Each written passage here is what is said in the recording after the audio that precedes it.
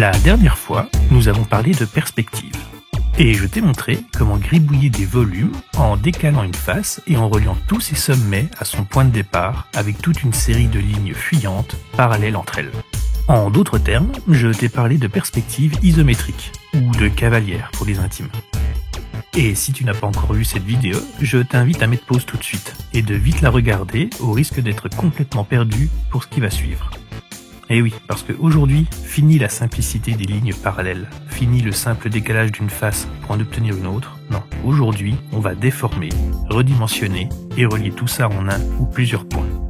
Bienvenue à toi pour cette deuxième partie de tuto consacrée aux bases de la perspective. Aujourd'hui, il est temps de te parler de ces fameux points de fuite. Avant toute chose, si tu veux t'en sortir avec les points de fuite, il est important que tu arrives à bien ressentir les volumes. Pour t'aider à y voir plus clair, prenons l'apparence d'un logiciel 3D et munissons-nous de 3 angles de vue. La vue de face, la vue de profil et bien sûr la vue de haut. En perspective, tout dépend du point de vue. De où tu regardes, comment tu regardes et surtout par rapport à quoi. En gros, c'est comme prendre une photo. Au début, il y a toi qui pointe ton appareil dans une direction. Si tu regardes devant toi, tout droit, la ligne que tu verras tout au bout sera la ligne d'horizon. Mais n'allons pas trop vite et imaginons un gros cube coloré. De face rouge, de profil vert et de haut bleu. La direction où pointe l'appareil photo est perpendiculaire à certaines des faces du cube, plus précisément aux axes de hauteur et axes de largeur. Cela signifie que le cube est vu de face et non de côté, et donc, pour le dessiner, nous n'aurons besoin que d'un seul point de fuite. La règle veut que s'il n'y a qu'un seul point de fuite, il est au milieu sur la ligne d'horizon. Techniquement, c'est vrai. Par rapport à notre regard, tous les objets qui n'ont qu'un point de fuite convergent vers le centre. Mais en photo, on s'en fout. On peut recadrer et enfreindre la règle. En dessin, c'est pareil. C'est avant tout une question de cadrage. Ici, pour plus de visibilité, je décale mon point de fuite sur la gauche. Revenons à nos 3 vues. Ce qui importe, c'est l'angle que forme la direction de ton regard et les faces des objets qu'il croise. Je m'explique. Sur la vue de haut et celle de profil, tu vois que la direction du regard coupe les hauteurs et les verticales à angle droit. Quand il y a angle droit, il n'y a pas de déformation, et donc pas de point de fuite. Cela signifie aussi que toutes les lignes horizontales seront parallèles entre elles, ainsi que toutes les verticales. Bref, si l'objet que tu veux gribouiller est un cube, cela veut dire que la première face que tu vois est un carré. Pour les lignes de l'axe de profondeur, c'est une autre histoire. Elles ne croisent pas l'axe du regard, elles sont parallèles à lui. Cela signifie qu'elles convergent toutes avec lui vers le même point de fuite. On continue d'avancer notre regard. Ce coup-ci, il coupe la dernière face du cube, perpendiculairement, comme avec la première face, ce qui est normal. Du coup, on peut la tracer avec des traits parallèles à ceux de la première face. Et voilà, un cube en perspective avec un point de fuite. Ici, seulement 2 faces sont visibles. La troisième pourrait l'être si le cube, par rapport à l'axe du regard, était en dessous de l'horizon. Bien évidemment, ça marche dans l'autre sens. Si l'objet est au-dessus de la ligne d'horizon, tu vois sa face du dessous. Bref, passons à la suite et voyons ce qui se passe si le cube est tourné. Ce coup-ci, la première ligne que ton regard croise, c'est une arête verticale du cube. Elle correspond à l'axe de hauteur et elle est coupée à angle droit. Cela signifie que toutes les hauteurs seront parallèles entre elles dans notre gribouillage. On avance le regard et il coupe de nouveaux côtés. Ce coup-ci, les axes de face et de profondeur ne sont plus perpendiculaires ou parallèles. Chacun ont désormais leur propre point de fuite d'un côté et de l'autre de la ligne d'horizon. Et chacun converge vers son propre point de fuite. Le regard croise ensuite une nouvelle arête. C'est une ligne appartenant à l'axe de hauteur. Elle est donc parallèle aux autres verticales sur le dessin. Restent les 2 dernières faces à faire converger vers leurs points de fuite respectifs. Et si on a bien fait notre travail, là où elles se croisent, elles donnent 2 points qui, une fois reliés, correspondent à la dernière arête du cube. Et pour être vraiment sûr qu'on ne s'est pas trompé en chemin, il suffit de vérifier qu'elle est bien parallèle à ses voisines. Si ce n'est pas le cas, c'est qu'il y a une erreur quelque part. Ici, tout est OK, et voici un cube à 2 points de fuite. Comme tout à l'heure, on ne voit que 2 faces. Pour en voir 3, il aurait fallu qu'ils soient sous l'axe de l'horizon. D'ailleurs, prenons un peu de hauteur et passons au troisième point de fuite. Celui-ci apparaît quand ton regard n'est plus parallèle au sol. En gros, quand tu regardes du haut ou du bas. Si tu baisses les yeux, la ligne d'horizon va monter. Elle va même monter très très vite et sortir du cadre. Par rapport à tout à l'heure, les axes de face et ceux de profondeur n'ont pas bougé. Ils sont toujours reliés à leurs points de fuite respectifs, d'un côté et de l'autre de la ligne d'horizon. Ce qui change, bien sûr, c'est l'axe de hauteur. Ce coup-ci, il n'est plus perpendiculaire à notre regard, il converge donc vers un nouveau point de fuite. Nous voici donc avec 3 familles d'axes, les hauteurs, les largeurs et les profondeurs, reliés à 3 points de fuite.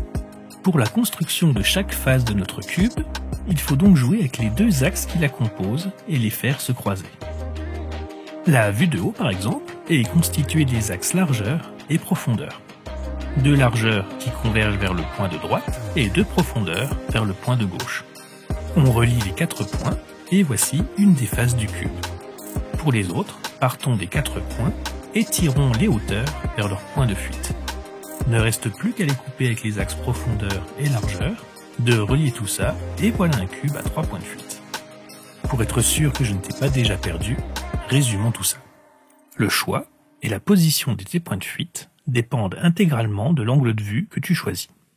Ici, pour faire simple, on regarde droit devant nous, et la ligne d'horizon est donc droit devant nous. Tous les points de fuite seront donc sur cette ligne, et leur position dépendra de l'objet que tu regardes. S'il est de face, c'est facile. Il n'y a qu'un seul point de fuite, et il est au milieu de la ligne d'horizon. La construction de tes cartons, parce que oui, en perspective, tu commences toujours par dessiner les cartons d'emballage, bref, la construction de tes cartons, ou cubes si tu préfères, ne change pas. Et ça, peu importe leur forme. Tu peux tracer un rectangle ou un carré où tu veux, peu importe. Il te suffira d'utiliser ces 4 angles pour y faire passer les lignes de fuite. Ne te restera plus qu'à couper ces lignes de fuite avec les hauteurs et largeurs de ton cube, et voilà, un carton en volume à un point de fuite. Maintenant, que se passe-t-il si les objets face à toi sont un peu tournés de côté? Tout de suite, le point de fuite au centre se décale d'un côté. Et de l'autre, à l'opposé, très loin sur la ligne d'horizon, un deuxième point de fuite apparaît, celui des axes de largeur qui désormais ne sont plus parallèles à la ligne d'horizon. Plus l'objet est tourné par rapport à toi, et plus l'un des points de fuite s'éloigne sur la ligne d'horizon d'un côté, tandis que l'autre, de l'autre côté, se rapproche. La technique de faire tourner un angle droit au-dessus de la ligne d'horizon fonctionne très bien pour savoir où placer les points de fuite. Mais elle marche d'autant mieux que tu le fais de haut pour écarter le plus possible les points l'un de l'autre. Plus les points de fuite sont éloignés, et plus tu te rapprocheras de la vraie vue. Bref, tous les objets face à toi, tournés dans ce sens-là, auront ces 2 points de fuite pour relier leur axe largeur et profondeur. Tu peux commencer par tracer un axe hauteur. Ils sont tous parallèles entre eux. Et de lui, tu pourras déterminer la hauteur de ton carton en le coupant avec les axes largeur et profondeur. Ensuite, tu inverses les rôles. Tu détermines la profondeur et la largeur de ton cube en les coupant avec les axes de hauteur, tous parallèles entre eux. Et on utilise ces nouveaux points de coupe pour tirer des lignes vers des points de fuite. On recoupe une nouvelle fois en un nouveau point, on relie et c'est fini.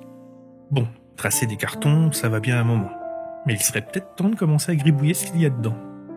La technique est la même qu'en perspective isométrique. Autrement dit, s'appuyer sur le tracé d'un cube pour le découper dans tous les sens et y faire apparaître ce que l'on veut. Une maison est un exercice parfait pour apprivoiser les points de fuite, et je te laisse le plaisir de le découvrir par toi-même. De mon côté, comme la dernière fois, je t'ai choisi 3 exemples qui me semblent parfaits pour débuter. Et comme la dernière fois, la chaise en fait partie. Suivra le tracé d'un escalier et puis la construction d'une arche. Pour ces 3 exemples, je vais utiliser la même perspective. 2 points de fuite sur une ligne d'horizon assez haute. Un point sur la feuille à gauche pour l'axe profondeur et l'autre tout à droite en dehors de la feuille pour l'axe largeur. Reste l'axe hauteur, sans point de fuite, donc appartenant à la famille des lignes parallèles. Mes 3 axes sont en place, s'il les tient aussi, c'est parti pour la chaise. Comme d'hab, on va commencer par le carton d'emballage. N'importe où sur la feuille, commence par tracer une arête verticale appartenant à la famille de l'axe de hauteur. Coupe-la en 2 points pour déterminer la hauteur de ton carton. Ne te reste plus qu'à les relier au point de fuite. Là, pour l'instant, nous avons deux murs qui se croisent à angle droit et qui s'éloignent jusqu'à l'infini. Utilise les lignes de l'axe hauteur pour couper celles d'un autre axe. Utilise ces deux nouveaux points pour y faire passer les lignes du dernier axe, et ainsi de suite jusqu'à obtenir un carton aux dimensions de ta chaise. Comme on l'avait fait la dernière fois, on coupe le carton en deux en utilisant les diagonales de l'une de ses faces. Fais passer une droite par ce point et un point de fuite pour couper la face en deux. Utilise le nouveau point de coupe créé pour y faire passer une droite jusqu'à l'autre point de fuite, et ainsi de suite jusqu'à avoir fait le tour des quatre faces. Comme la dernière fois, les bases de la chaise sont tracées. Contrairement à la dernière fois, je ne vais pas lui donner de volume, et je te laisse expérimenter par toi-même. L'exemple de la chaise a avant tout pour but de te montrer comment couper une face en deux, pile poil au milieu. D'ailleurs, recouper en deux est tout aussi utile et facile pour apporter du détail. La règle est toujours la même. Utilise une face rectangulaire pour y tracer ses diagonales. Elle se coupe toujours en son centre, et de ce point, tu peux y faire passer toutes les lignes de fuite que tu veux. Ici, un barreau de chaise que je vais reporter aux trois autres faces en utilisant le point de fuite de chacun. Inutile de nous attarder sur la chaise, on l'a déjà vu en perspective isométrique. Ajoute un ou plusieurs points de fuite à ce que je t'ai déjà dit et c'est la même chose. Alors, passons à un peu plus de nouveauté, l'escalier. Comme pour toute gribouille en perspective, on commence bien évidemment par le carton d'emballage. Rassure-toi, je ne te ferai pas l'affront de te redétailler toutes les étapes. À ce stade-là, tu dois connaître et tu dois savoir tracer un cube tout seul. L'important dans un escalier, c'est le nombre de marches, car c'est lui qui va déterminer en combien de parties tu vas devoir découper ton carton. Ici, vu que je n'utilise pas de point de fuite pour l'axe des hauteurs, ça va être assez simple.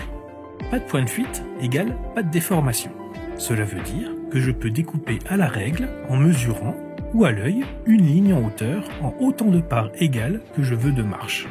Si tu veux 2 marches, par exemple, coupe la première arête de ton carton en 2. 3 marches en 3, et ainsi de suite. Moi, je la coupe en 6. À partir de ces nouveaux points, je tire les lignes de fuite. Et nous pouvons passer à la deuxième chose importante dans un escalier, son angle de pente. Tu peux l'orienter vraiment comme tu veux. Mais là, pour l'exemple, je reste dans le carton et j'utilise la diagonale de la face que j'ai coupée en 6. À chaque nouveau point d'intersection, je trace les hauteurs, toutes parallèles entre elles. Et voilà, j'ai les 6 marches de mon escalier tracées sur une face du carton. Reste à les reporter à la face opposée. Pour ça, il existe plusieurs méthodes, mais aujourd'hui, je ne vais t'en montrer qu'une parmi tant d'autres. Sur la face opposée, je retrace la même pente en utilisant une des deux diagonales. Et je la coupe en faisant passer des droites entre le point de fuite et les points de coupe des marches que j'ai déjà. Ensuite, je prends le sommet de la première marche, ce point-là, et je tire une droite jusqu'à son point de fuite. Puis, je prends le point opposé au creux de la marche suivante, ce point-là, et j'y fais passer une droite jusqu'à l'autre point de fuite. Je recommence avec le sommet suivant, ce point-là, je trace sa fuyante, puis pareil avec le creux de la marche opposée, ce point-là, relié à l'autre point de fuite par une nouvelle droite. Je relie le point du sommet au point du creux de la marche, et ainsi de suite. Sommet de la marche suivante sur le point de fuite de gauche, creux de la marche opposée sur le point de fuite de droite. Je relie le point obtenu à celui juste en dessous, et je répète encore et encore l'opération jusqu'à la dernière marche. Je repasse en noir mes contours, et je choisis 3 teintes de gris pour les 3 types de faces de mes escaliers. Une teinte sombre pour les faces opposées à la source de lumière, une teinte moyenne pour les faces suivantes et la teinte la plus claire pour les faces éclairées. Je retire les traits de construction et on en a fini avec l'escalier. On peut passer à l'arche. Comme d'hab, on commence par le carton d'emballage. Une fois en place, sur la face qui doit accueillir le trou, trace les diagonales. Tu vas vite voir que les diagonales sont utiles pour un tas de choses, et qu'en perspective, on les utilise beaucoup. En plus de déterminer le centre d'un rectangle, elles permettent de reporter des traits de coupe d'un côté de la figure à son opposé. Idéal par exemple pour donner du volume à un cadre, ou ici, reporter la largeur des pieds de l'arche à l'autre côté. Ce trait coupe les 2 diagonales. Un seul point me suffit, j'y fais passer une fuyante qui coupe l'autre diagonale en un nouveau point, et cela me donne l'épaisseur du pied opposé. J'aurais bien sûr pu utiliser l'autre point de coupe au départ, le résultat est le même. Je profite de ce dernier trait pour fermer le carré qui va me servir de base pour tracer le demi-cercle en haut de l'arche. Si tu t'en rappelles, pour dessiner un cercle, commence par un carré. Trace-y les diagonales et les médianes. Si ça ne te dit rien du tout, file vite revoir le tuto précédent, tout y est expliqué. Et si tu suis, reprenons. Là, il s'agit d'un demi-cercle, donc je ne coupe que le haut des diagonales ou un peu plus d'un quart. Le cercle passe par le bord du carré au niveau de la médiane. Il y passe même tout droit, complètement aplati. Et puis, il se courbe pour passer par le point sur la diagonale suivante. Et enfin s'écraser à nouveau sur le bord du carré au niveau de la médiane. Et ainsi de suite, jusqu'à faire le tour complet. Pour finaliser la construction, je donne du volume au trou que je viens de gribouiller. À partir de ce nouveau point, je trace sa fuyante et la fais couper la face opposée. Ceci est le point de départ pour recommencer tout ce que tu as déjà tracé sur la face opposée. Les diagonales, le carré, le demi-cercle, etc. Par chance, ici, toute la face opposée est cachée et je n'ai pas besoin de recommencer. Me suffit de finir les contours et d'ombrer le tout. Bon, gribouiller des objets seuls, ça va bien 5 minutes. Mais ce qu'on veut, c'est gribouiller toute une scène, dessiner un décor dans lequel faire évoluer un personnage. Et pour ça, surtout au début, l'astuce, c'est de voir plus large et d'appliquer une sorte de quadrillage en 3D à toute ta feuille. Je m'explique. Comme avec la perspective isométrique, la seule chose dont on a besoin pour créer un quadrillage, c'est 3 axes. Un axe hauteur, généralement vertical, mais ça c'est vraiment comme tu veux, il marche dans tous les sens. L'axe largeur, dans un autre sens, et l'axe profondeur, encore dans un autre sens. Bref, 3 axes, et au bout de chacun d'eux, un point de fuite. La différence entre perspective isométrique et à point de fuite se situe ici. Dans l'isométrique, le point de fuite est tout au bout, à l'infini de chaque axe. Avec les points de fuite, l'infini devient un point.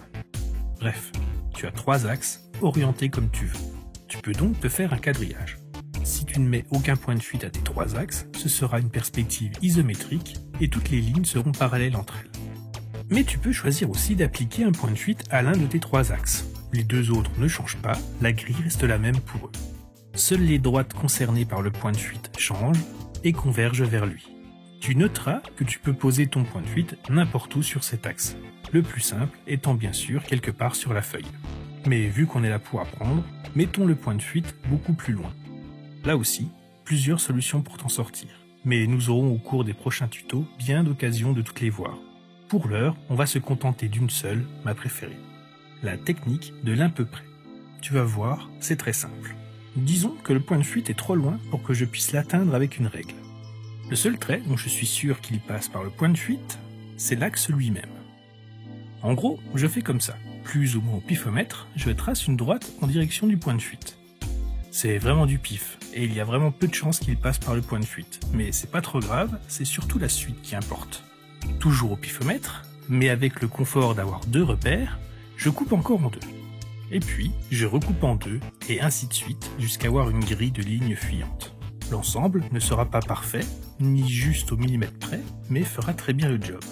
À partir de là, nous avons une grille dans laquelle tracer des cartons est un jeu d'enfant. Et c'est tout ce qu'il nous faut pour composer librement en perspective. Je ne m'y attarde pas et te montre un autre type de quadrillage. Un quadrillage plus adapté à la majeure partie des paysages et autres décors. Déjà, la plupart du temps, le décor est droit par rapport au sol, ce qui se traduit par un quadrillage de lignes verticales pour l'axe des hauteurs. Et ensuite, la plupart du temps, la scène n'est pas totalement face à l'observateur, mais un peu vue de côté.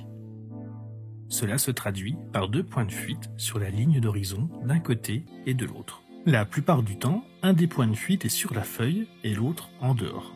Ici, pour bien s'entraîner à improviser quand le point de fuite est trop loin, les 2 seront hors de portée de main. Je commence par un des 2 axes, peu importe lequel, c'est pareil. Je trace une ligne qui part au pifomètre dans une direction, le but du jeu étant qu'elle coupe l'horizon en dehors de la feuille. Et puis, entre les 2, je trace une ligne parallèle.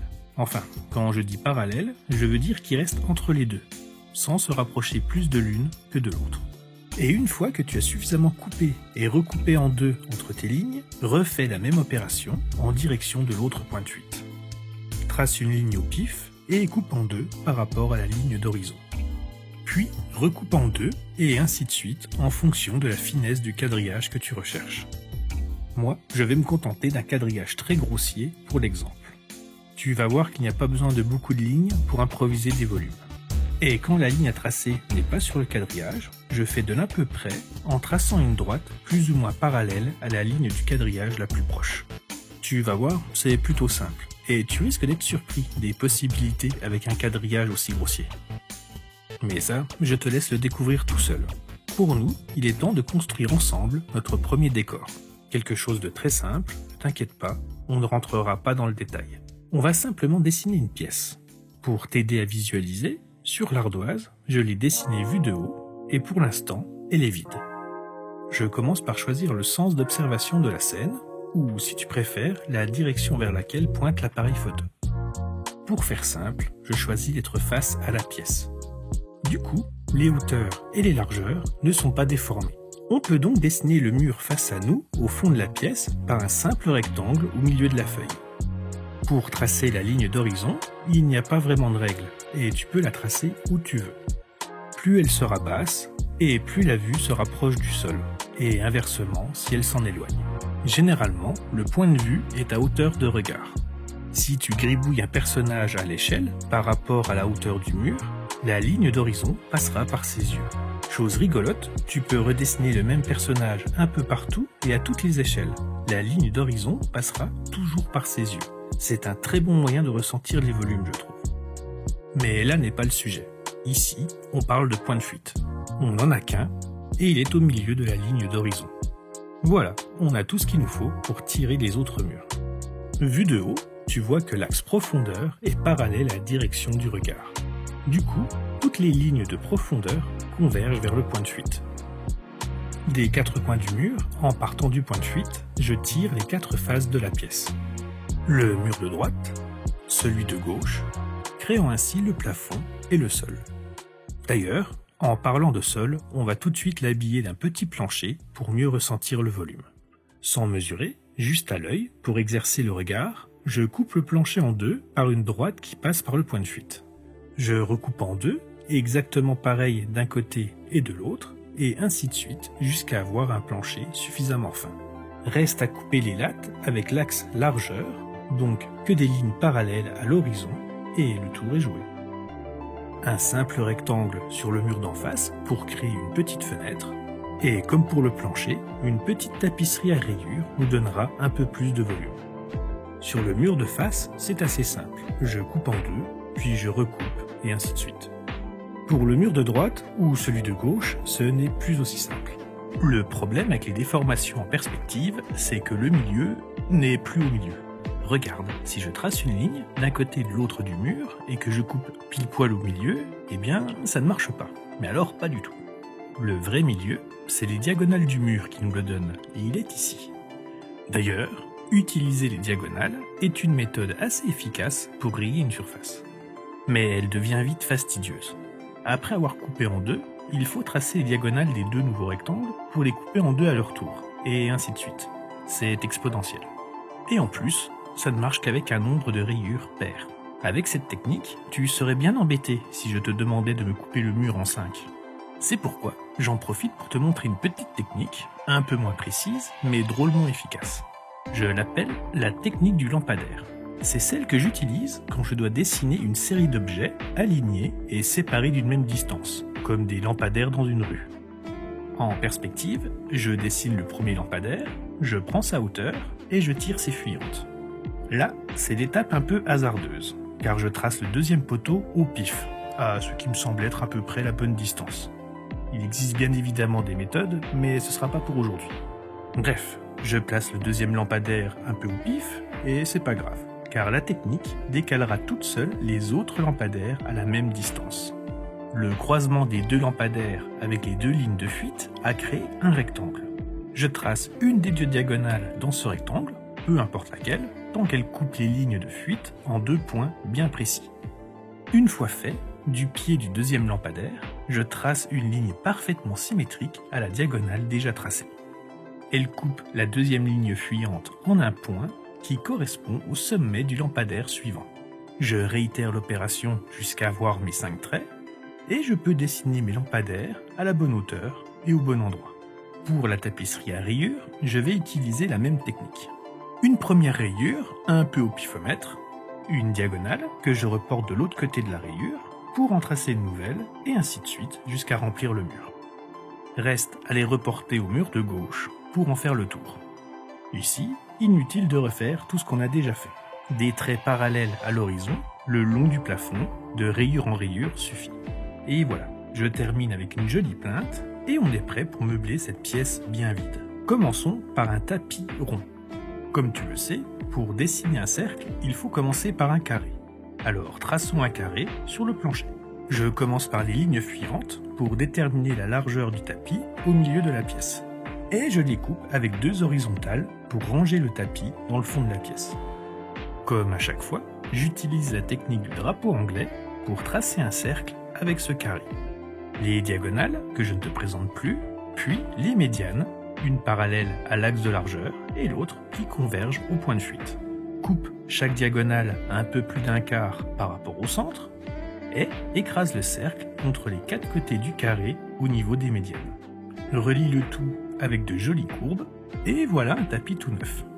Pour l'habiller, ajoutons une petite table basse carrée en son centre. Grâce aux diagonales, il est très facile de la positionner. Un axe largeur entre les 2 diagonales pour le départ de la première face. De ces 2 points de coupe, je tire 2 fuyantes pour recouper les diagonales en 2 nouveaux points. Je relie tout ça et la base de la table est en place. Reste à lui donner de la hauteur, grâce justement à l'axe de hauteur, pour tracer la première face de la table. Et puis la suite, tu connais, c'est un cube comme les autres. Alors passons au canapé. Là aussi, je passe sur les étapes du tracé du carton pour nous concentrer sur sa découpe. Je commence par choisir la hauteur de l'assise sur une face. Je pose mon tracé sur la première vue de face et je le reporte à toutes les autres. J'utilise le point de fuite pour certaines faces et des lignes parallèles pour d'autres. Ensuite, sur cette face-là, qui correspond à la vue de face du canapé, je pose l'épaisseur du premier accoudoir. Avec la technique du lampadaire, je reporte cette épaisseur à l'autre bout du canapé pour le deuxième accoudoir. Je prolonge ces 2 épaisseurs sur la vue de haut et je termine en donnant une épaisseur au pif au dos du canapé. Des nouveaux points se créent et je les relie. Ne me reste qu'à repasser les traits en noir et voici les bases d'un canapé.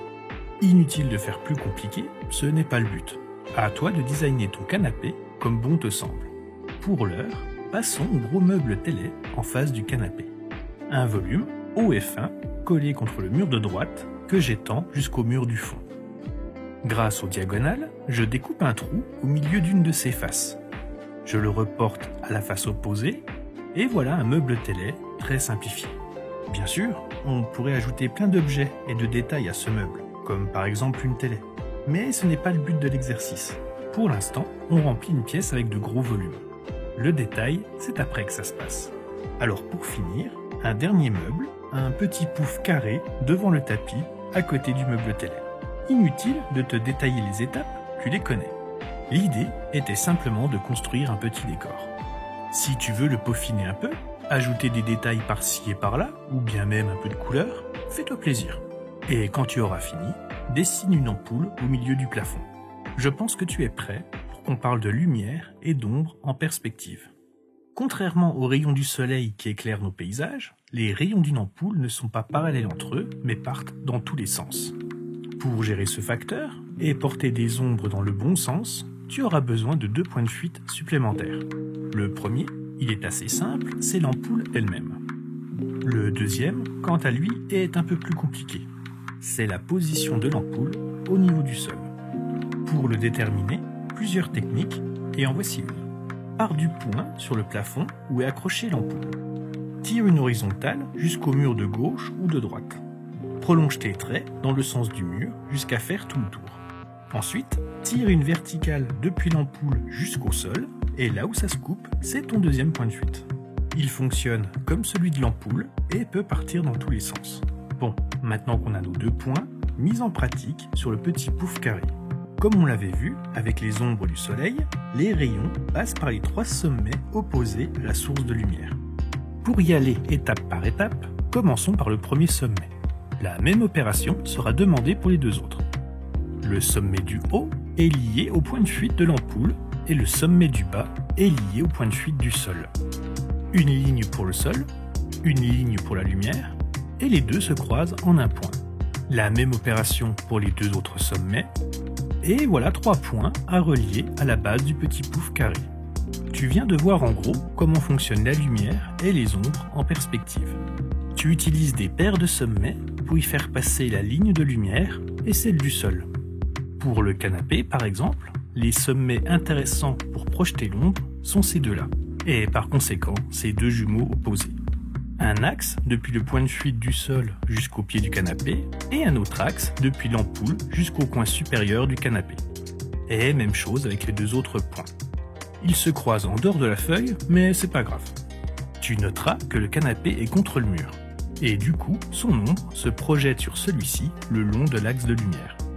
On continue avec le meuble télé, on choisit les bons sommets, et on projette avec les deux points de fuite. Ici, tu remarqueras que l'ombre du sol coupe l'angle du mur. À ce niveau-là, l'ombre se prolonge verticalement jusqu'à couper la ligne de lumière. Parfois, certaines ombres ne réclament que le point de fuite de l'ampoule, comme l'ombre portée à l'intérieur du meuble télé par exemple. Tu coupes par ce point-là jusqu'à la prochaine arête, et tu prolonges l'ombre parallèlement à la face du dessus. Et on finit avec la table basse. Plus ou moins au milieu, par rapport à l'ampoule, ces 4 faces projettent une ombre. Du coup, les lignes de lumière et celles du sol passeront par l'intégralité de tous ces sommets. Bon, tu dois commencer à connaître la technique, inutile de rentrer dans le détail, contentons-nous de relier tous les points, et voilà. Passons à un dernier exemple vite fait pour en finir avec les ombres et ce tuto. Je te passe les explications, sache juste que je trace un carton avec un point de fuite là et un autre là-bas. Bref, j'ai un carton et je veux l'éclairer avec plusieurs sources de lumière. Tu vas voir, c'est très simple. Traite chaque source de lumière comme si elle était toute seule. Je commence par exemple par l'ampoule du milieu. Et je décide que par rapport au sol, elle est là. J'ai mis 2 points de fuite et je les fais se croiser en utilisant les bons sommets. Bon, tu connais l'histoire, je relie les points et voilà. Je passe ensuite à une autre ampoule, je décide qu'elle est ici par rapport au sol et je recommence. Et voilà comment se traduit 2 ombres superposées. Et sans surprise, elles sont plus foncées. Je fais la même chose avec la 3e ampoule, et même résultat avec pour différence 3 jeux d'ombres. Ombre très foncée, là où les 3 se superposent, ombre un peu plus claire quand il n'y en a plus que 2, et ombre encore plus claire quand il n'y en a plus qu'une. Et voilà, ça fait quand même pas mal de choses à devoir digérer, alors on en a fini pour aujourd'hui. J'espère que mes explications t'ont été utiles et que tu y as appris au moins 2-3 petites choses. Si tu as des questions ou des conseils à donner, l'espace commentaire est là pour ça. On se donne rendez-vous pour le prochain tuto où nous aborderons ce coup-ci le corps humain. D'ici là, prends soin de toi, fais plein de jolis dessins en perspective et quant à moi, je retourne à mes gribouilles. Alors, ciao!